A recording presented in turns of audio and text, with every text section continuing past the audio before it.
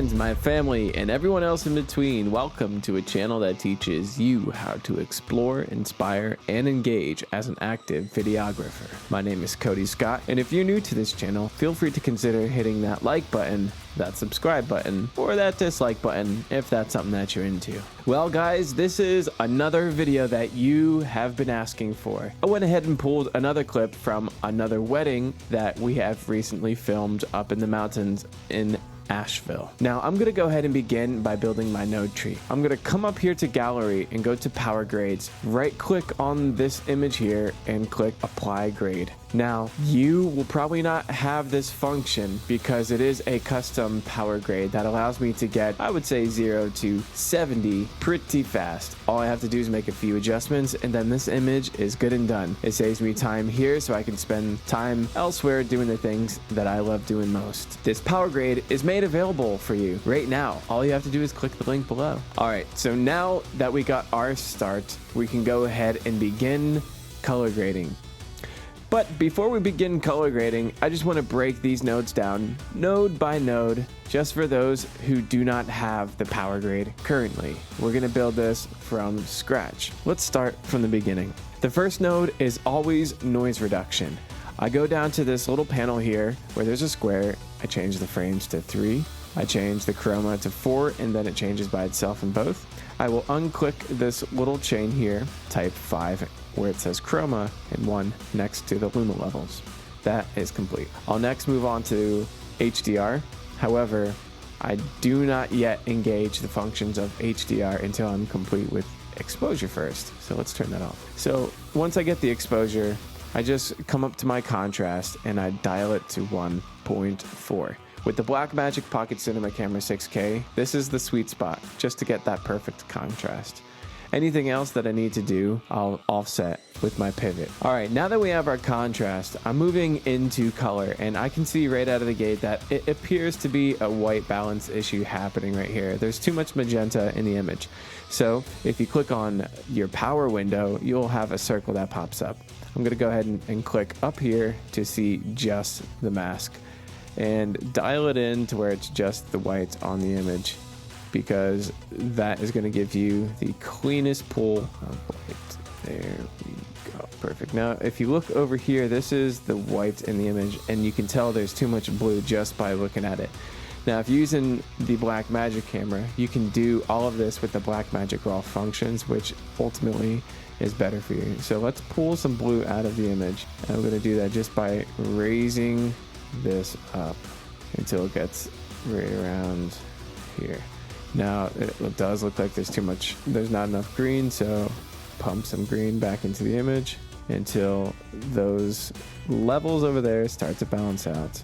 They all need to be the same level, and still a little too much blue, so let's go ahead and bring green down a bit and that up a bit. Now see how it's looking. There we go. Now just by looking at that, the white is fixed. Now that we have our exposure correct, we have our color on point, I'm going to pull up my HDR functions next, and it's located in this HDR tab. It is new to DaVinci, so if you're not using DaVinci Studio 17, as you can see down here, this is the public beta version. I do have the studio version, but I did pay for it, so that's what I'm using. There are advantages if you're working in 6K. But anyway, next up is HDR. I'm going to go ahead and enable that. Now, with the HDR, all I do is turn up the shadows to 0.15. I turn the light down to 0.10. Now, it does make a massive difference. You can tell just by looking at that footage. It just makes it pop. Now, I'm looking at this image, and there are a few things I do want to fix about it. First is the color in the roses here. I just want to make sure that I come up to color, I go to presets, and I click on chroma dark. What that does is desaturates, with using a mask, just the darkest parts of the image, and that is associated with a filmic quality look. They would desaturate the shadows, because when you boost your saturation, you'll notice color starting to appear in the shadows. So this just removes the color from the shadows, and it does it automatically. When you click color, presets, and chroma dark, DaVinci automatically desaturates your image. You can see down here. So that's what I'm doing here. I'm just desaturating those shadows. You can see it happening over here, just to clean the shadows up a bit. Next is my clean. This is my magic. This just cleans the whites up even more. And I do that by coming to my primaries. I bring down, I'll do it right now. So I bring down the highlights to 0.97 right there. Come to my color bars, bring that back up to 1. That's it. And what it's doing is taking the color levels, the RGB values, bringing them down, and then raising the luma level, and that just cleans up the whites ever so slightly. It's ever so subtle before and after, but if you look here at the scopes, you can see it's making a small difference.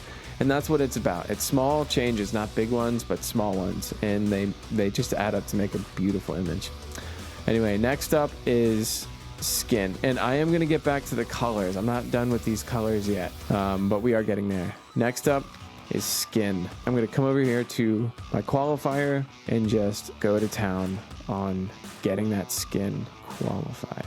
And I'm pretty sure that I can work with this. Now, you do have to make sure that you get only his skin, so there is quite a bit left to do here. So I'm just going to bring up that width until I get everything that I need, and then take center of it and shift it, because we're going to try to narrow down this key really, so it's just affecting his skin.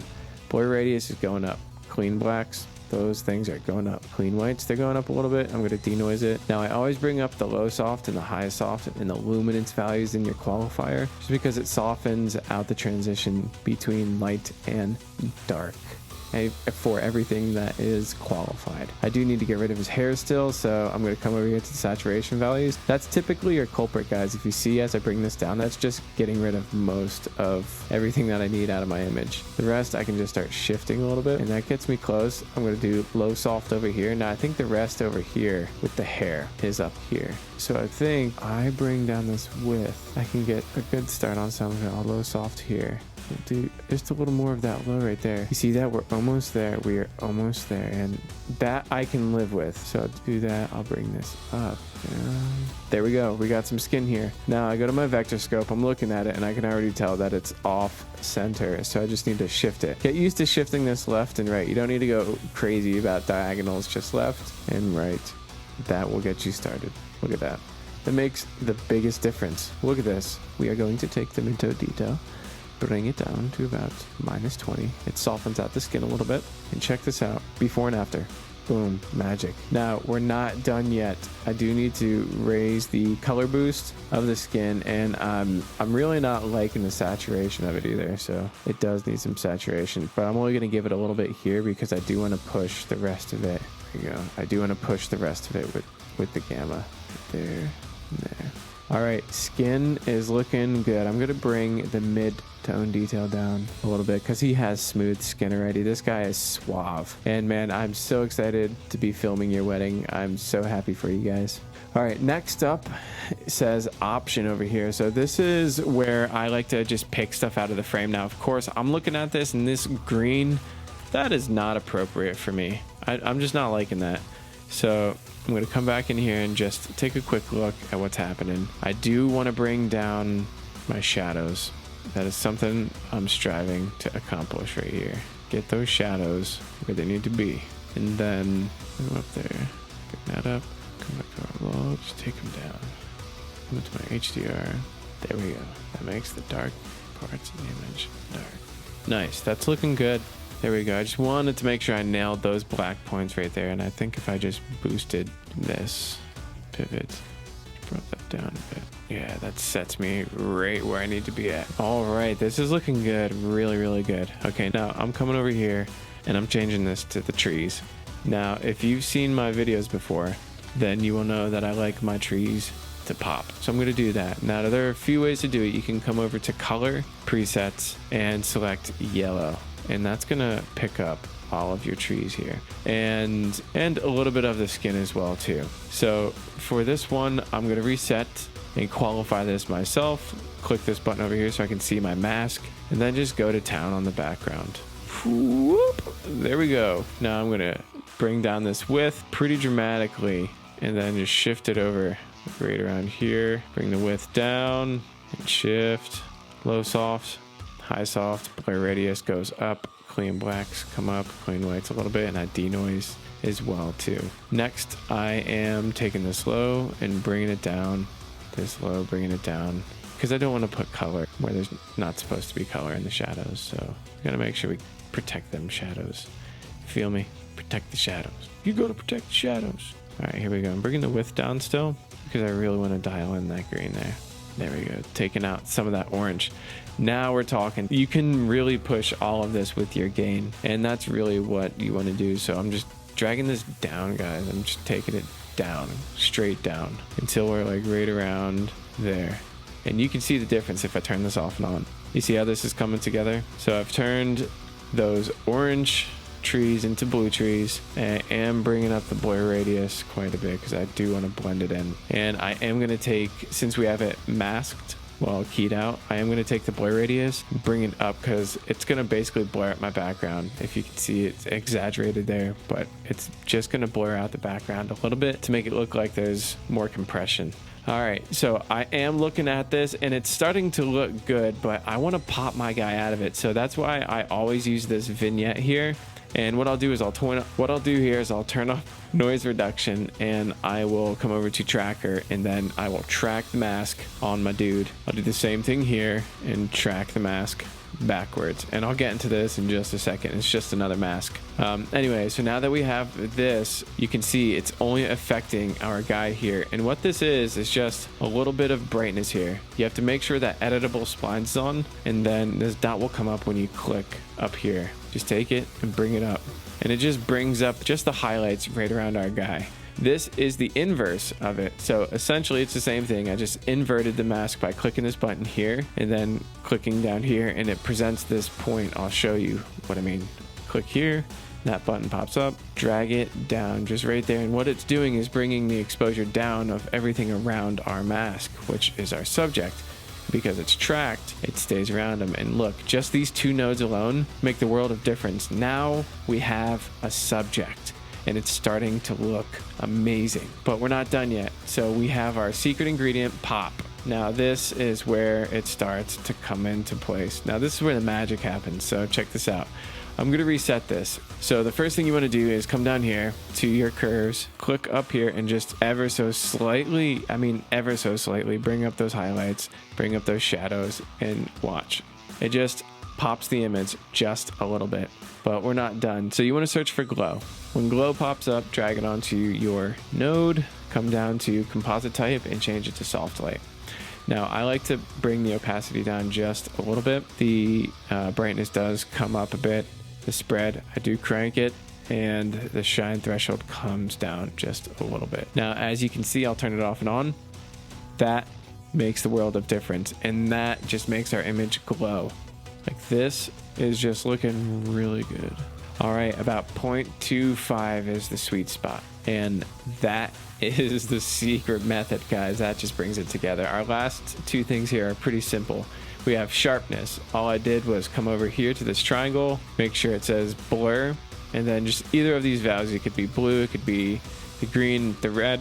You just want to get it to 0.47, and that just sharpens the image up. Let's get closer. So look at his eyes. You see the difference? You might not see it with compression, but it does sharpen it up. The next thing is grain. So we do have some grain over here.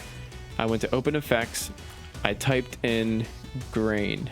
I clicked on film grain, and I dragged it onto my node. And after doing that, I changed the settings of it. Just the grain size, I brought it up to 0.2. And the grain strength, 0.386. It was all the way down here. I brought it up to 0.386. I'm going to keep it like right around 350. That's fine there. And guys, that is looking really good. Noise reduction is now safe to turn on just to clean up the rest of the image. Now, I'm just going to take a look at everything here. What I like to do is go back node to node and see if there's anything I can do just at the end. And you're going to do that with me. So we have HDR, we have color, exposure. This, I'm not liking how strong it is. So I'm going to bring that key output down to like 0.4. There we go. See, that's a little bit smoother now. There we go. Yeah, 0.2. Yeah, now it's a little bit better on the shadows now. Not as harsh, because we do want a little color, just a little color in them. Next is clean. That cleans up my whites.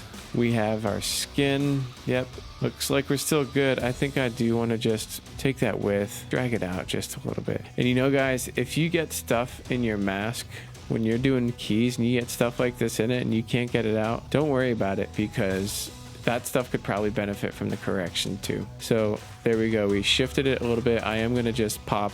I think it's, I don't know. I'm just looking at my scopes over here and I don't know. I'm thinking we're almost there, and I know what's missing here. So I want to come over to my curves and just bring that up. I want to bring up the exposure of his skin. That's what I'm looking at here. Yeah, and skin's looking good. I'm going to reset my gamma because I think I pushed too much magenta into his skin tones. I pushed it too far. And this is because I'm used to grading Caucasian skin tones. And I forgot the golden rule, guys, that you don't always have to just get the skin tones on the line to correct them. Depending on the ethnicity of the individual, their skin tone should naturally fall on one side of this line. Most of the time it's right over here, touching the side. So I pushed too much pink into it. Go ahead and make that adjustment with me. And look at that. Beautiful. That looks really, really good. I did notice in my HDR that I'm still getting that shine there on the skin. So I'm going to come to the light over here. I'm going to go the opposite way and bring that down. Right there. Now we got some of that shine off of his skin, and I'm going to boost the shadows a little bit more. Dark is still dark. That's looking good. I'm going to come over to my highlights. Yeah, these are great, and I actually want to boost them a little bit because these look fine, and I'm actually going to bring them down just a little bit over here just to make sure that they're all looking pretty tight here. And we're not done because I still want to hit that highlight over there. Looking at this light. That looks fine, but I could bring it up just a tad. And HDR is looking good. I think that's good. Now we have our tree that we keyed. We have our vignette around our subject. We have our vignette around him, just bringing down the shadows. And then we brought in our pop. We brought in our sharpness, and then our grain. Now I'm looking at this and I'm not really enjoying the way it's adding that red into it. So I'm just going to take the red down a little bit, just a little bit though. Bring that brightness down as well too. There we go. And that's much better. That is much better. All right. And I just noticed the sky.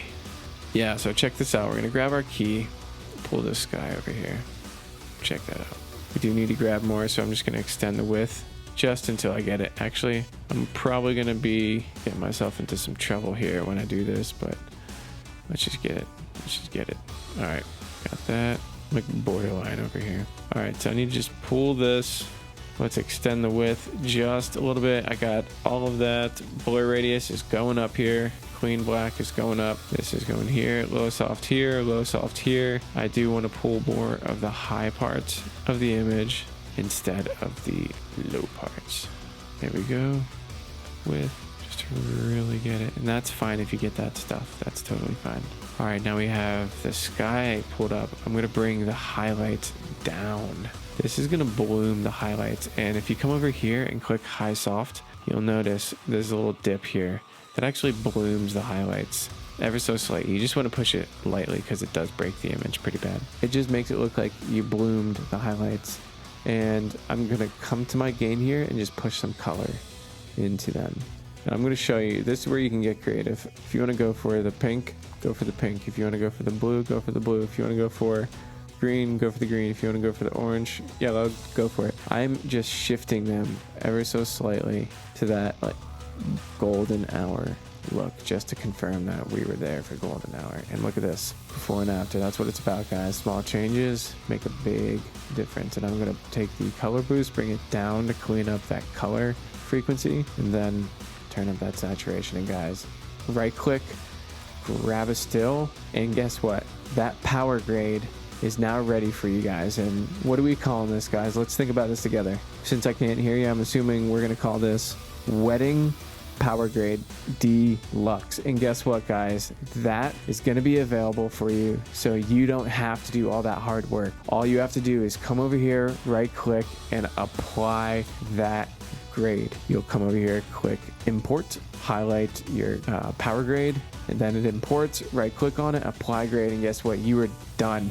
Guys, we just did the thing. Thank you so much for watching. I know you learned a lot, and I know you're excited to apply all these secrets to your footage. Well, guys, that's all for me. If you found this video helpful, feel free to pick up the power grades in the links below. Click that like button, hit that subscribe button, or the dislike button if that's something you're into. But I'll see you guys in the next one.